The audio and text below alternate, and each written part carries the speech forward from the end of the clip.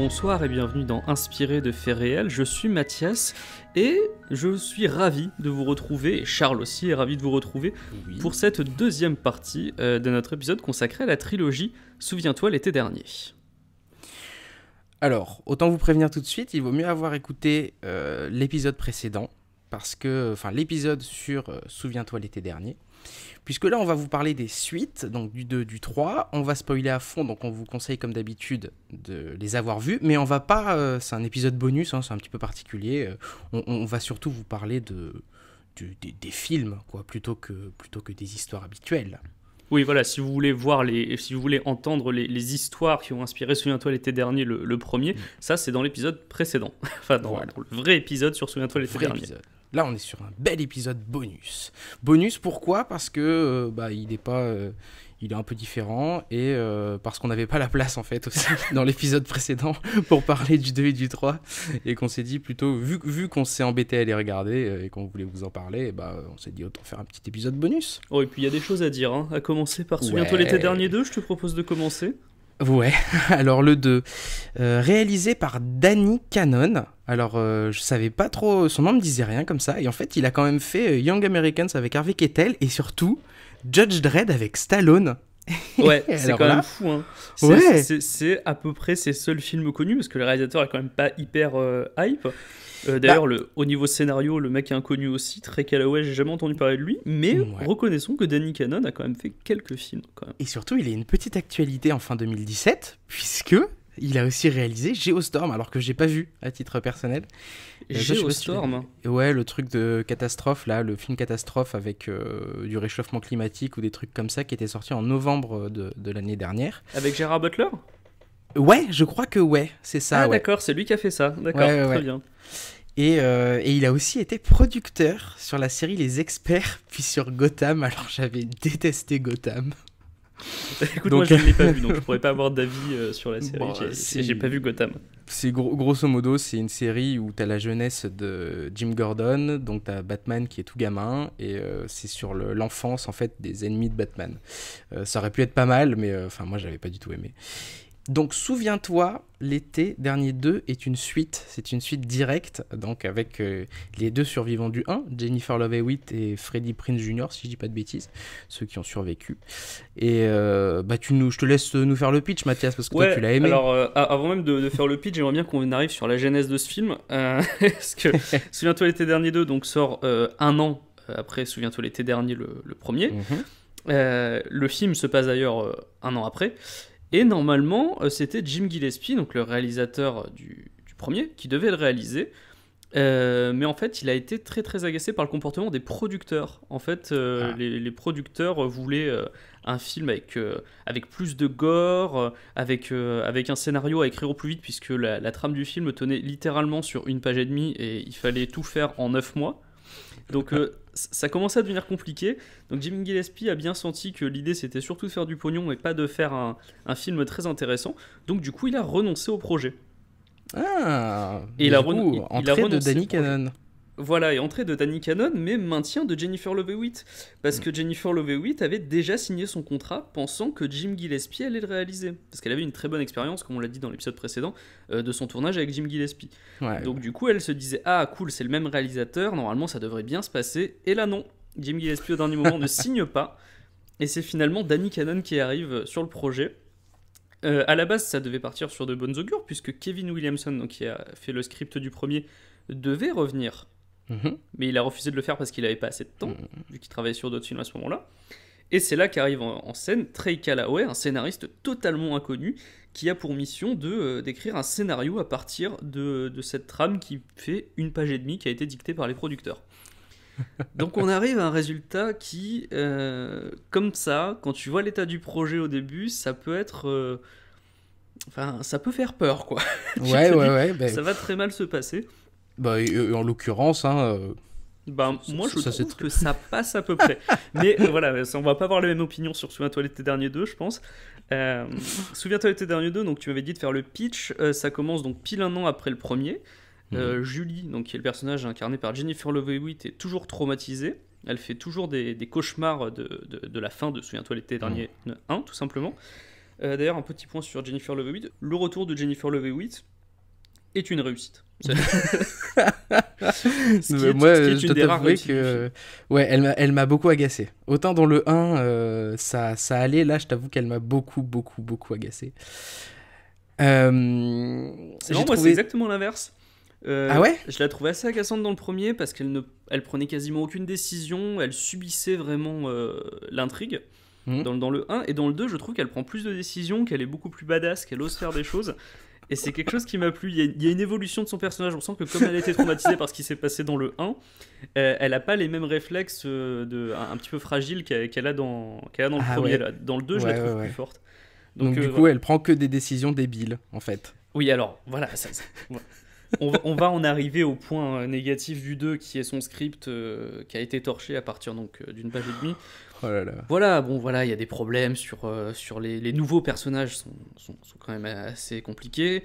L'évolution du personnage de Freddie Prinze Jr. est quand même très très... Il évolue pas en fait. Voilà, c'est ce que j'allais dire, elle est très très inexistante en fait. Et l'évolution de celui de Jennifer Love Hewitt qui est présente est un peu brutale, il est vrai. Elle prend pas les bonnes décisions. On l'a pas dit, mais du coup, alors, ce qui se passe, c'est qu'avec sa copine, alors sa nouvelle copine qu'on n'avait pas vue dans Souviens-toi l'été dernier 1, mais elle s'est faite une nouvelle meilleure copine suite au décès de la précédente. Elle gagne un concours radio. Il fallait simplement, vous savez, les jeux concours assez simples. Là, il fallait donner la capitale du Brésil. Et elles ont gagné ce jeu concours. Alors très rapidement, ça pose question parce que elle dit on a juste dû dire que c'était Rio et on a gagné. Donc voilà. Alors là, déjà, ceux qui s'y connaissent un petit peu en géographie, un minimum, savent qu'il y a un problème. C'est vrai que c'est assez ouf parce que t'en arrives à douter de toi-même. Oui. C'est-à-dire que moi, j'étais en train de regarder le film. Il y a ce moment où pour gagner un truc aux Bahamas, il faut dire qu'il y a la capitale du Brésil. Le meuf dit Rio. Le présentateur radio dit oui, c'est bien ça, vous avez gagné un voyage au Brésil. Et là, immédiatement, j'ai pris Wikipédia, j'ai fait mais non, mais c'est brésilien, n'importe quoi. C'est pas possible. et en fait, ça a une importance dans le script du film par la suite. Attention, premier gros spoiler. Et oui, puisque ce voyage aux Bahamas était en fait un énorme traquenard. Un énorme piège de la part donc, du tueur du 1 qui a survécu et de son fils qui ont attiré donc Jennifer Love Hewitt aux Bahamas pour mieux la tuer, ce qui est quand même un plan extrêmement compliqué pour rien. Surtout que voilà quoi, ils habitaient dans la même ville et ils ont décidé de la faire partir aux Bahamas pour aller la buter. Oui, ils auraient pu tuer Jennifer Love Hewitt et ses copains à peu près partout, c'est-à-dire déjà dans leur ville comme ils l'ont fait dans le 1 tout simplement. Et là c'est hyper compliqué pour rien et en plus voilà, elle donne la mauvaise réponse au faux jeu radio. Mais ça donne, moi je trouve que c'est ça, après ça va faire écho à ce que je vais dire aussi sur Souviens-toi l'été dernier 3, mais ça donne un truc faussement ironique au film qui moi m'a beaucoup dérangé, qui est de grosso modo d'avoir un truc un peu faussement méta, dire que c'est un faux nanar, tu vois. Genre, alors justement c'est un débat qu'on peut avoir. Toi tu penses faux nanar, moi je pense vrai nanar. Je pense qu'ils sont vraiment plantés, qui pensaient faire un truc relativement sérieux et qu'il y a juste eu des grosses erreurs sur le truc. Alors, je suis pas d'accord avec toi et je lance l'argument Jack Black. Oui, le personnage de Jack Black, c'est impossible que les gens qui ont fait ça, l'aient écrit au premier degré. Bah, je pense que, regarde juste dans le film, il y a, à part le petit ami de la copine de Jennifer Love Hewitt, il n'y a pas vraiment de comic relief dans le film. Tu vois, les personnages sont pas hyper drôles, tu vois. Ils sont pas hyper drôles, mais j'ai l'impression qu'ils ont tous été écrits au second degré. Tu vois, genre j'ai l'impression que c'est, il y a un peu des scènes. La scène dont on avait parlé dans l'épisode sur Souviens-toi l'été dernier où c'est Jennifer Love Hewitt qui est au milieu d'une rue en disant Harry, enfin viens, tu me fais pas peur, tu sais, un truc comme ça qui hurle au milieu dans une rue. Là il y a la même chose dans un cimetière, tu vois. Oui, effectivement. Et j'ai l'impression que c'est un film en fait qui essaie de faire référence au premier et qui essaie de prendre le premier film au second degré. Et moi ça fait partie des trucs qui m'ont disons, un petit peu dérangé parce que du coup, j'ai eu l'impression que personne ne savait trop sur quel pied danser, tu vois. Est-ce qu'on regarde un slasher qui veut faire peur? Est-ce qu'on regarde un slasher qui se prend pas au sérieux? Et du coup, j'ai l'impression que jamais dans le film, ils prennent une vraie décision sur ces choix-là, tu vois. Oui, non, c'est vrai que t'as raison. C'est vrai que le personnage de Jack Black, bon, moi je l'ai surtout vu comme un ressort comique un peu grossier. Alors Un petit peu.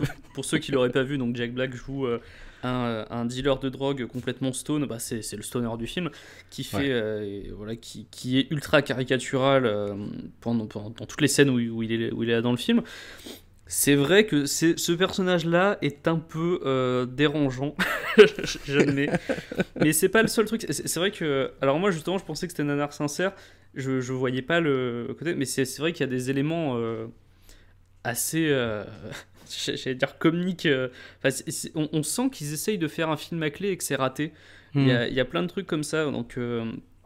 Je parlais aussi à un moment du nom du fils du tueur, par exemple. Ouais. C'est quand même assez ridicule. Donc, pour rappel, le tueur du 1 s'appelle Ben. Et on nous introduit, dès les premières scènes du film, un personnage qui s'appelle Will Benson. Clin d'œil, clin d'œil. Et il s'avère à la fin du film que c'est bien le fils de Ben. Ah, comme c'est étrange. Et en fait, il y a plusieurs trucs comme ça qui sont disséminés dans le film. Et moi, j'y voyais plutôt une tentative de faire un mystère comme dans le premier, mais que ça a complètement foiré en cours de route, quoi. Ah ouais, d'accord, toi tu penches plutôt pour la théorie de ils ont essayé, en fait, ça a foiré. Il y a beaucoup d'erreurs dans le film, genre qui sont pas volontaires. Par exemple, Freddie Prinze Jr., donc qui est présent dans ce film, il est censé être blessé au bras pendant toute une partie du film, y compris à la fin. Et à la fin, il met quand même des patates aux méchants. Tu vois, genre comme s'il n'avait pas été blessé. Le mec a eu un accident de voiture littéralement ou 2 jours avant, je sais plus exactement dans la timeline du film ce que c'est. Et là, il arrive et il met des patates aux méchants. Ouais. Donc tu vois, ça par exemple, c'est juste une erreur de raccord au niveau du personnage. C'est même pas un raccord technique, tu vois, c'est juste au niveau du personnage ils ont juste oublié que le mec avait eu un accident. Et il y a plein de petites choses comme ça. Et je me dis, ces erreurs-là, elles sont pas volontaires. Alors peut-être qu'on est face à un nanar volontaire qui fait quand même des erreurs, ce qui est possible. Ouais.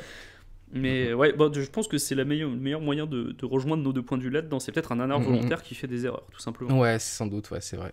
Et je trouvais aussi que contrairement au premier, même si le premier, on l'a défendu sur certains points, voilà, il a ses défauts, mais je trouvais que le premier, il avait au moins quelques scènes marquantes. Celui-là, il n'y en a pas vraiment. Celui-là, il n'y en a pas. Tu vois, il n'y a pas un truc où tu retiens une scène, ni même un plan ou quoi que ce soit, en disant là, c'est bien réussi. Ou... T'en retiens une, mais c'est pas une scène d'horreur. C'est laquelle? Moi, j'ai adoré la scène où Jennifer Love Hewitt chante au karaoké. Ah, oui, ça va, ouais. Donc, t'as Jennifer Love Hewitt qui est en train de chanter au karaoké, et d'un coup, les paroles de la chanson se transforme en je sais toujours ce que tu as fait l'été dernier. Ouais. Et c'est hyper bien. Et d'ailleurs, un petit fun fact à propos de cette scène que j'avais regardé, je m'étais fait réflexion, je m'étais dit, putain, c'est marrant, Jennifer Love Hewitt, elle chante plutôt bien dans cette scène. Et je suis allé regarder les bonus du Blu-ray, et en fait, j'ai découvert que Jennifer Love Hewitt était aussi chanteuse. Et ça, je ne le savais pas. Ouais, au moment où elle a tourné ce film, elle avait déjà sorti 3 albums. Attends, c'est pas possible. Si, donc il y a des albums de Jennifer Love Hewitt, c'est un truc un peu à la Nathalie Imbruglia. Ah ouais, ça me fait penser à ça en effet. Et donc du coup, dans les bonus du Blu-ray, t'as un clip d'une chanson qui a priori est dans le film, en mode un peu sexy, mais furieusement années 2000, fin années 90, tu vois. Je veux dire, à un moment, je sais pas pourquoi, ça doit être le style de cette époque-là, elle a une montre autour du biceps. Parce que pourquoi? Une montre. Parce qu'elle a tellement des petits bras que ce qui va au poignet des gens, elle, ça va à son biceps. Visiblement, mais et en fait, c'est pour ça qu'il y a dans cette scène, je sais pas si tu te souviens, il y a la barmaid qui fait une blague quand il y a Jennifer Love Hewitt qui fait un karaoké. Ouais. Et elle dit il y a tout le monde qui veut devenir chanteur aujourd'hui. Et ben justement, parce que Jennifer Love Hewitt, c'est une actrice devenue chanteuse. En fait, c'est une référence à ça. Et du coup, cette scène a pris une toute autre dimension en sachant ça. Donc voilà, si vous voulez écouter Jennifer Love Hewitt, en fait, elle a sorti des albums. Et c'est de la pop sucrée, voilà, mais c'est pas désagréable à écouter. C'est pas désagréable à écouter. Comme, souviens-toi, l'été dernier 2 n'est pas désagréable à voir. Alors, j'irais même plus loin. Moi, je le trouve assez divertissant. Ah ouais, ah putain, moi il m'a énervé sur plusieurs points. Ah ouais, avant que tu t'énerves, je vais te dire ce qui m'a plu, comme ça tu vas pouvoir te... Moi j'ai bien aimé, il y avait une volonté des producteurs que ce soit plus gore, plus flippant, plus fun. C'est ce qu'ils disent voilà, dans leur note d'intention. On voulait voilà, un truc voilà, qui pète un peu plus. Et je trouve que de ce point de vue-là, c'est assez réussi parce que je ne me suis pas ennuyé dans le film. C'est-à-dire que même si j'en ai pas vraiment beaucoup de souvenirs, j'ai pas de scènes marquantes, je trouve que le film passe bien. C'est un bon film du dimanche soir ou d'un dimanche pluvieux, tu vois, où tu t'ennuies un petit peu chez toi. Je trouve que c'est un film qui passe bien le temps. Genre, tu peux faire, tu peux, je sais pas, plier le linge, faire des choses en regardant le film, tu vois. C'est sympa. C'est pas un grand film, c'est pas un film qui demande une implication énorme, quoi. Non, c'est sûr. Et donc voilà, rien que le fait qu'il y ait effectivement un peu plus de violence, c'est-à-dire qu'il y a 10 morts, c'est quand même 4 de plus que dans le premier. Le body count voilà, est plus élevé, donc tu as plus de mise à mort dans le film, donc un peu d'inventivité par moment.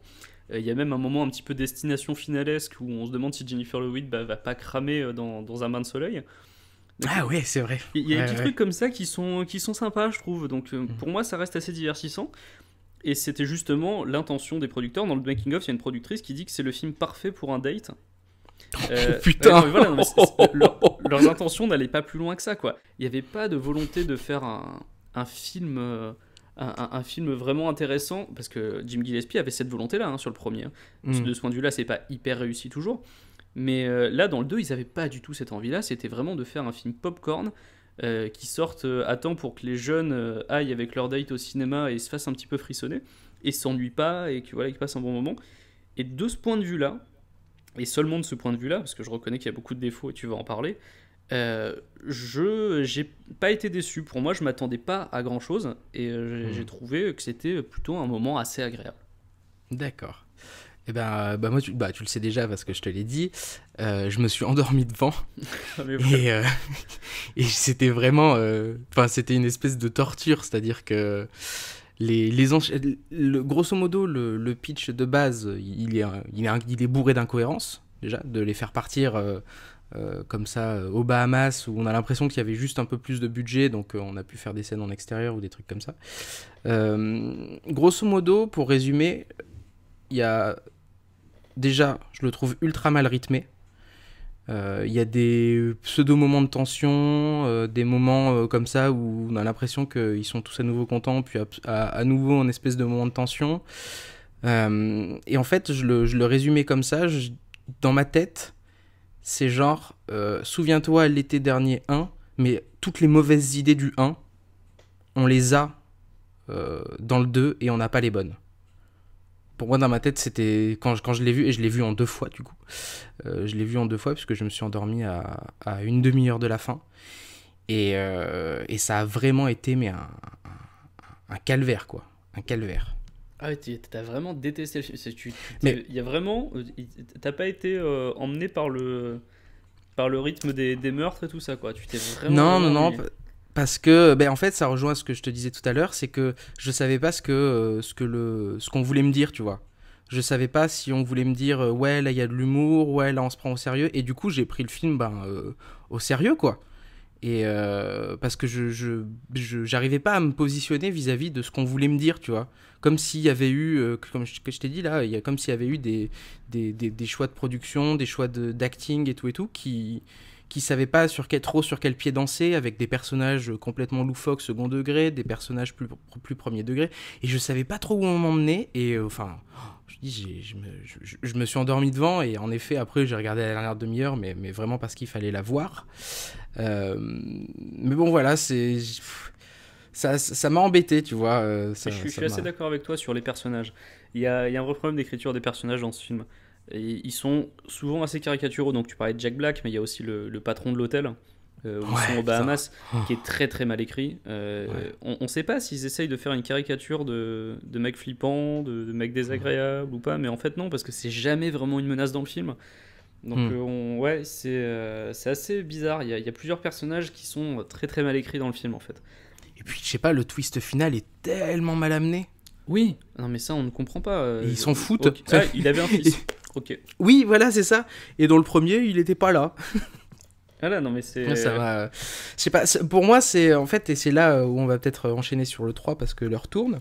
Oui, effectivement. Euh, c'est là où je préfère sauver en fait certains trucs du 3 et pas le 2, alors que Ah, d'un ah, point de vue cinéma, le 3, je suis d'accord sur le fait qu'il n'y a absolument rien à sauver, par exemple. non, mais alors, ouais, justement, on va parler longuement du 3. Moi, je suis plus. Voilà, moi, je. En fait, ce qui compte beaucoup quand on regarde un film, et c'est vrai qu'on a très peu évoqué ça, je me rends compte dans l'émission, c'est les intentions que tu as en allant le voir, toi. C'est Ouais. à quoi tu vas t'attendre. Et donc, forcément, tu vas être déçu sur certains films. Tu peux. Ce contraste qu'il peut y avoir entre le résultat, entre ce que tu vas voir et ce à quoi tu t'attendais, ça peut être hyper dur, je trouve. Et c'est vrai que moi, je pense que j'ai aimé Souviens-toi l'été dernier 2 parce que justement, je m'attendais à une série B moins bien que le 1, Mm. mais quand même un peu divertissante. Et donc, et j'ai été, c'est exactement ce qu'on m'a servi en fait. Mm, mm, Je mm. pense que si tu t'attendais à plus, effectivement, comme toi, c'est voilà, je pense que je me Euh, serais vraiment ouais, ennuyé quoi. je m'attendais pas forcément à un truc exactement comme le 1, mais je trouve que les critiques en fait du 1 sont pas toujours toutes justifiées.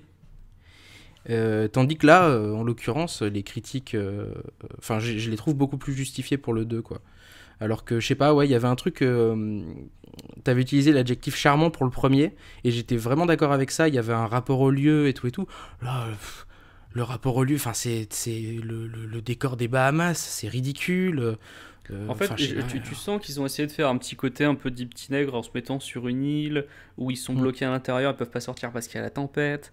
mm, Du coup, t'as un wooden qui se met en place.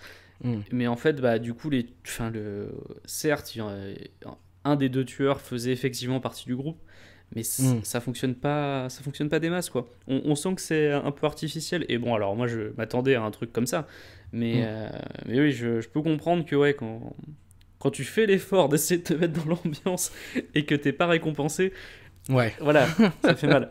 Moi, je me suis dit, ok, ça va être lisse, ça va être un peu concon.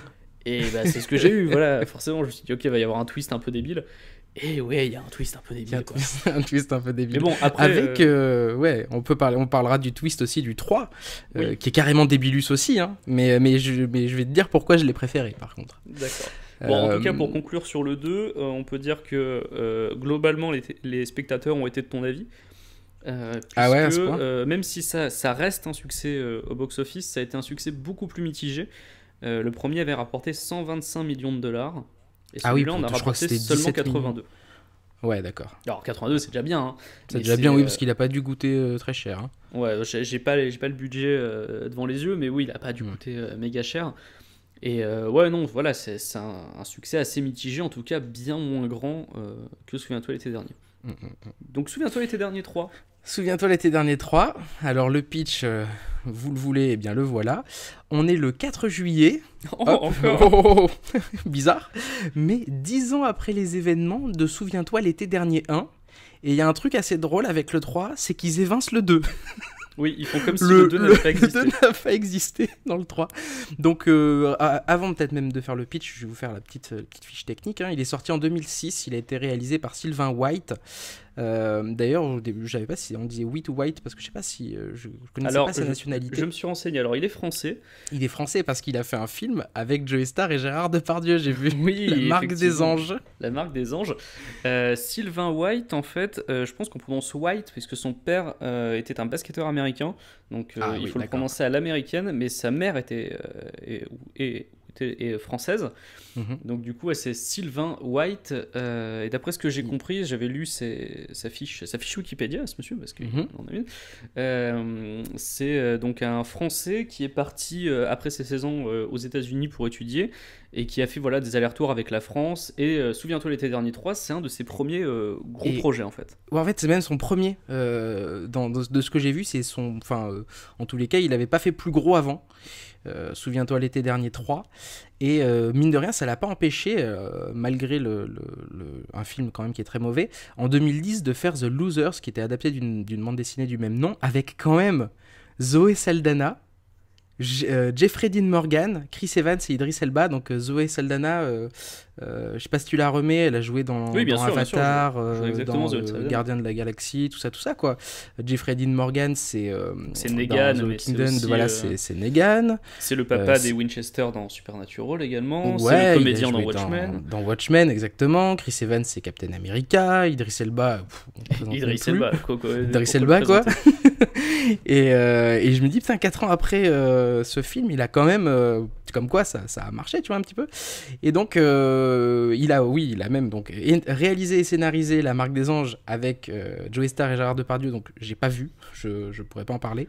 Et surtout, il aura une actualité en 2018, puisque ce sera le réalisateur de Slenderman. Oui, justement, je comptais en parler à la fin, Slenderman, donc Ouais. je pense qu'on en parlera dans cette émission. Ouais, on pourra en parler. Oui, en plus, je trouve qu'il y a un lien entre Souviens-toi l'été dernier 3 et Slenderman. Je vais te dire tout de suite pourquoi. Écoute, je vais juste finir de teaser nos chers auditeurs. Ah, vas-y.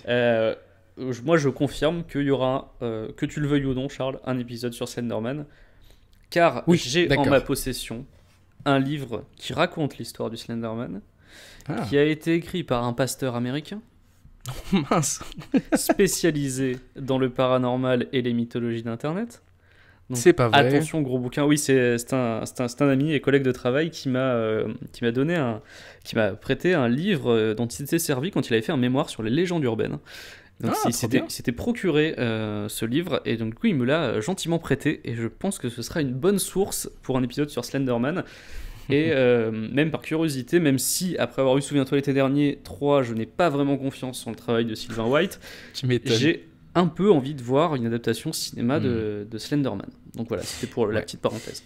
Parce que, en effet, dans Souviens-toi l'été dernier 3, c'est amateur, mais dans le mauvais sens du terme. Oui, Ça enchaîne les faux raccords, les plans foireux, l'intérêt de l'intrigue, c'est vraiment proche du néant. Il y a, comme je disais tout à l'heure, il y a rien. Honnêtement, je trouve qu'il n'y a rien à sauver, à part peut-être un plan. Il y a un plan à un moment donné, un flic qui avance sous la pluie et la caméra remonte et tu vois d'abord son reflet dans une flaque et ça remonte sur lui en train de marcher et c'est le seul plan que j'ai trouvé stylé sur toute la durée du film. Mais vraiment. non mais c'est compliqué. Alors, si tu veux qu'on parle de la technique du film avant de partir sur l'histoire en elle-même, effectivement, c'est le premier truc qui saute aux yeux quand tu vois le film. Enfin moi ça m'a vraiment fait mal. Le film déjà est monté n'importe comment. C'est... La personne qui a monté ce film, Ouais. je sais pas ce qu'elle a fait avant, je sais pas ce qu'elle a fait après. J'espère qu'elle a rien fait après.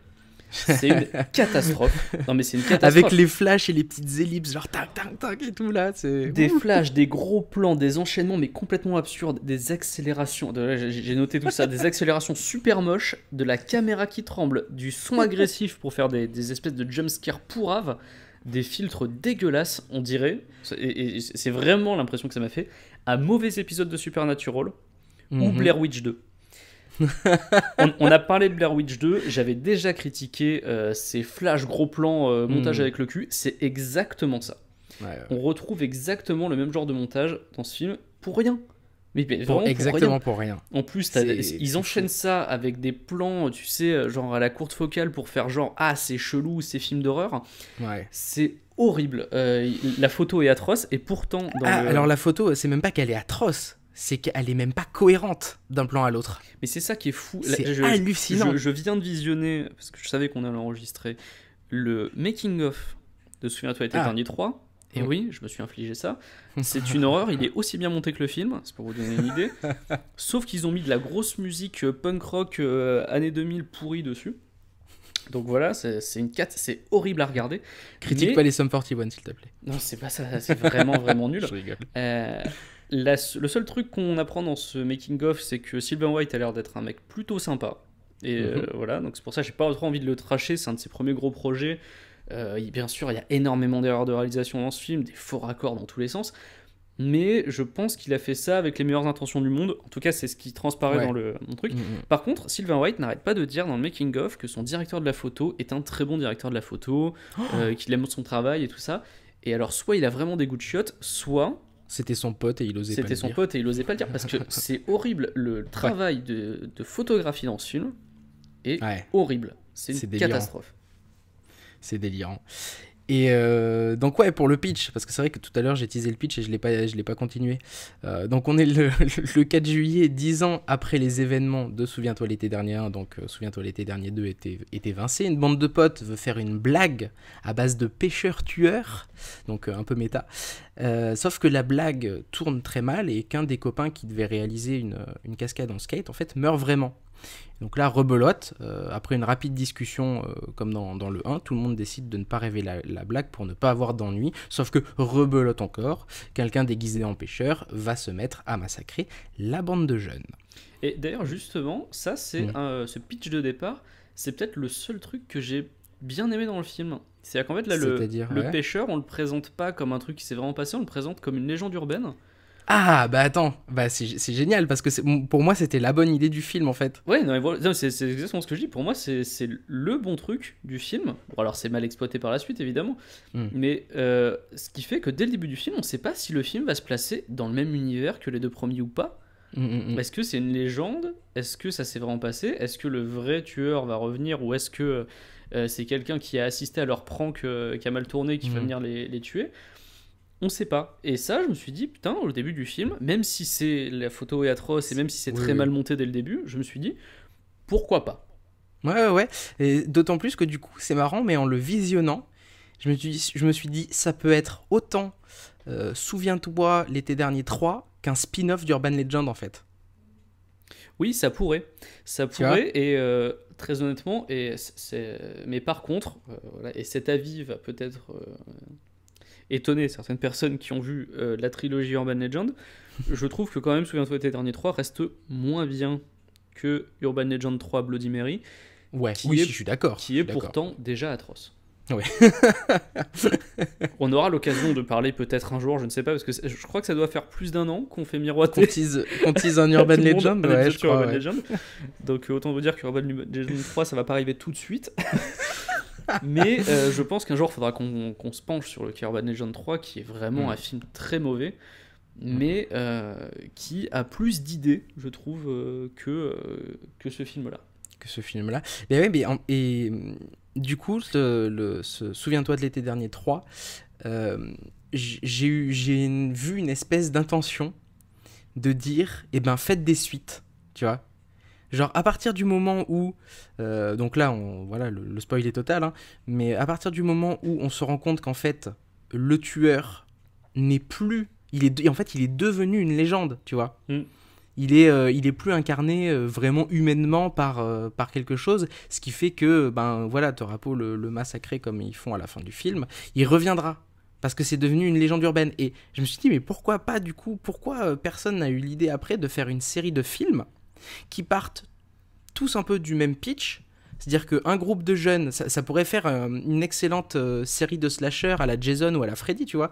À chaque fois, t'as un groupe de jeunes qui fait une connerie, quelqu'un meurt, alors que ce soit dans la bande de jeunes ou à l'extérieur, il tue quelqu'un par accident ou quoi que ce soit, voilà, après, à chacun de faire un pitch de départ, et que, donc, du coup, comme ils décident de cacher l'histoire, le tueur apparaît, donc ça devient grosso modo un Jason, sauf que le pourquoi du comment de l'apparition est différent, et à partir de là, tu sais, tu crées un slasher. Et je me suis dit, en fait, il a ouvert... il a ouvert une quantité de possibilités avec ça. Oui, non, mais c'est vrai. Et d'ailleurs, ça, c'est une de mes grandes incompréhensions. Pourquoi est-ce qu'il n'y a pas eu de saga à partir de Souviens-toi l'été dernier? Voilà. Effectivement, c'est pas ouf, mais en même temps, je sais pas si les gens ont tous vu, par exemple, Halloween 3. Bon, alors, je l'ai défendu parce qu'il est différent de la saga Halloween. Donc, si tu veux un vrai Halloween 3 avec Michael Myers, c'est plus Halloween 4. Et je sais pas si les gens ont vu Halloween 4. Mais c'est vraiment pas terrible. Donc, du coup, je me dis, ok, le 2 est pas ouf. Mais encore une fois, je le trouve pas hyper honteux. Le 3 est vraiment pas bon. Mais est-ce que ça justifie le fait qu'on enterre cette potentielle saga alors qu'on est quand même allé jusqu'à Saw 8, quoi?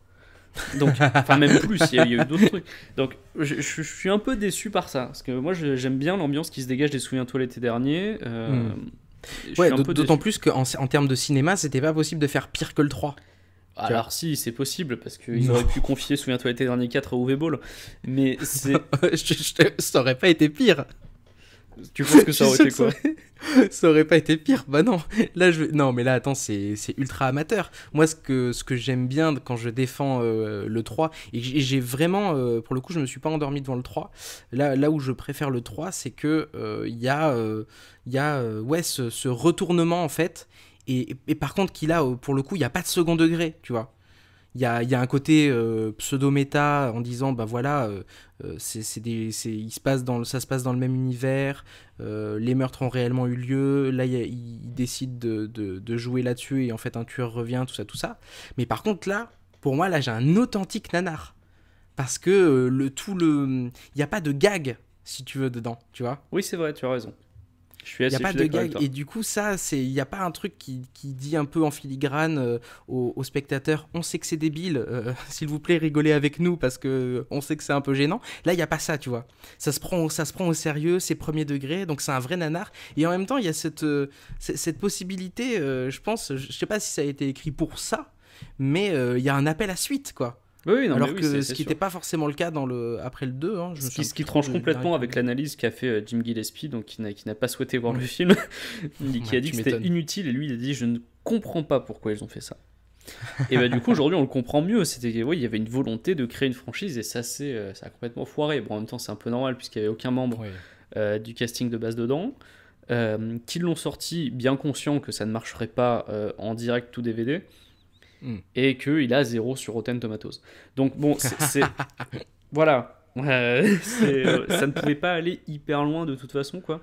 Mais c'est dommage, c'est vraiment dommage parce que malgré toutes les erreurs qu'il y a dans ce film, le fait que ce film-là soit mauvais, j'aurais bien aimé voir une saga, une vraie Et saga, ouais, souviens-toi l'été dernier. t'imagines avec un pitch de base, genre quelqu'un qui meurt, boum, on décide de cacher ça, et là en plus t'as une morale, t'as une bonne vieille morale derrière, tu vois. Ouais, non mais Genre, oui. ne cachez pas, ne cachez pas vos méfaits à la police, rendez-vous tout de suite. Mais c'est marrant ce que tu dis sur justement cette fin qui en fait, du coup toi t'as pas déçu parce que c'est un appel à suite et que du coup c'est un peu, enfin il y a pas vraiment de concession sur le rythme, sur le ton du film. Hmm. Moi, au contraire, c'est ce qui m'avait un peu déçu lors de mon premier et unique, je pense, visionnage. C'est parce qu'en fait, comme j'aime bien les Souviens-toi l'été dernier aussi sur le côté, il y a qui tue les gens, tu vois, tu essayes de Hmm. deviner. Là, bah, en fait, il y avait même pas quoi.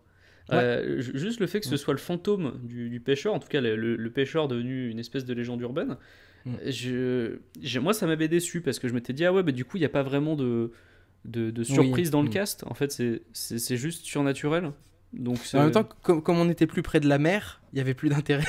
Oui alors ça aussi ça c'est un truc que je n'ai Pourquoi pas un compris dans le pêcheur, film. tu sais? Un pêcheur mais dans le Colorado.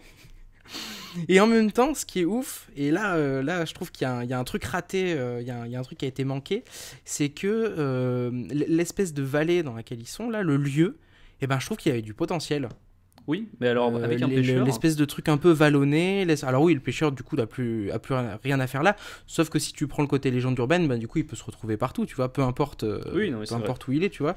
Mais sur le lieu, eh ben, je trouve qu'il y a un truc raté à ce niveau-là parce que le lieu avait un potentiel assez sympa. Ça fait vraiment campagne, ça fait, je sais pas. Donc ça, bon lieu de tournage, mais mal utilisé, je dirais. Et d'ailleurs, on peut tirer notre chapeau à Sylvain White pour ça. Parce que Sylvain White, c'est pour ça que j'ai pas trop envie, moi, de blâmer ce pauvre monsieur. Parce que on lui a confié un dossier assez compliqué à gérer, quoi. Ouais. Le mec a été appelé, il faut le savoir, hein, tout le monde ne le sait pas, il a été appelé à la dernière minute sur le film. Et il a eu 2 semaines pour finaliser le casting, réorganiser le tournage, choisir les décors et valider les effets spéciaux. Donc ouais, Ça fait beaucoup. voilà, hein, voilà. Alors d'ailleurs les effets spéciaux c'est un des rares trucs que je trouve pas trop mauvais dans le film. Attends, j'allais te dire finaliser les effets spéciaux. Il y a quoi comme effets spéciaux? Ben les effets, tous les effets sont faits. Enfin il n'y a pas d'effet numérique ni rien quoi. C'est Oui, géré d'accord. avec les teams qui s'occupent de faire les maquillages, de faire D'accord. les gerbes de sang et tout ça. Et ça, c'est un des rares trucs qui sont pas trop mal faits dans le film. Le seul souci, c'est que c'est hyper mal monté et que du coup, on voit quasiment rien. Et c'est un peu dommage parce qu'en voyant le making-of, on voit que les gens ont taffé. Enfin, les mecs qui s'occupaient de ça ont vraiment bossé. Et vraiment, enfin, le montage ne leur rend mais pas du tout honneur, quoi. Ouais. C'est vraiment dommage. C'est pour ça que pour moi, les deux personnes qui ont foiré complètement le film, ce sont vraiment la personne en charge du montage et le directeur de la photographie. Ouais. Vraiment, ces deux personnes-là, je ne comprends pas comment c'est passé en prod, quoi. Enfin, Ouais. Espérons que les mêmes ne soient pas repris pour Slenderman. ou alors ça m'étonnerait, mais bon, voilà. Enfin, j'espère pas en tout cas, parce que c'est vraiment dommage, quoi. Toi, tu C'est places vraiment- un peu d'espoir dans ce film. Alors non, j'en place pas vraiment parce que j'ai vu la bande-annonce, et d'ailleurs j'invite ceux qui nous écoutent à aller regarder la bande-annonce. La bande-annonce ne fait vraiment pas envie. Enfin, moi en tout cas, elle m'a vraiment pas fait envie. Mais bon, c'est Slenderman, donc je crois que je crois que c'est la première fois qu'ils font un truc au cinéma. Enfin, un vrai film qui va sortir en salle. Ouais. Parce qu'il Ouais. y a eu des fan-films, mais je crois que c'est le premier au cinéma. Ah Donc ouais, bon, je crois bien, ouais. Donc bon, pourquoi pas? On verra. Pourquoi pas. Mais voilà, on verra bien ce que ça donne. Pour revenir à Souviens-toi des derniers 3, je pense on a fini avec tout ça. Ou tu avais d'autres enfin, choses moi, à j'ai- dire sur le film? Écoute, non, je crois que j'ai à peu près fait le tour, là. C'est pas comme s'il y avait une montagne de trucs à dire non plus. Moi, j'avais un truc de Sylvain White qui avait accordé une interview à Ain't It Cool, tu sais, le fameux site cinéma, et qui analysait son film au moment de sa sortie. Et justement, je pense que lui-même avait conscience qu'il n'avait pas fait un très bon film. Et ça se sent dans ce qu'il dit, en fait. C'est-à-dire que tu sens qu'il est pris par la prod et qu'il peut pas dire que son film il est mauvais. Ouais. Mais enfin, je vais te lire ce qu'il dit. Il dit, je pense que c'est un bon film popcorn avec des visuels cool, des bonnes frayeurs et de la musique à la mode. Alors oui, c'est un bon truc à louer ou à acheter en DVD. C'est le genre de film qu'on peut regarder en s'amusant avec ses amis et avoir quelques jumpscares. Ouais. C'est comme ça qu'il décrit son film, quoi. Il dit pas j'ai essayé voilà, d'amener un esprit, de machin. Voilà. Le but, de toute façon, dès le début du projet, était purement commercial. Sylvain White est arrivé là pour exécuter une commande. Il l'a fait tant bien que mal. Et malheureusement, le fait que le résultat soit comme ça, on peut pas entièrement l'imputer à lui. Alors bien sûr, il y a des erreurs de réalisation, il y a des cadrages mauvais, enfin il y a plein de trucs qui sont pas bons en termes de réalisation, voilà. Mais voilà, c'est pas le seul responsable, en tout cas c'est loin d'être le principal responsable. Et les acteurs aussi, parce qu'on n'a pas parlé des acteurs, mais la plupart jouent très mal. Mais oui, mais c'est ça, c'est qu'il n'y a pas de ce côté-là. Enfin, c'est horrible de dire il y a rien à sauver, mais on sait que c'est un film de début de carrière du monsieur et tout, Voilà. et tout, quoi.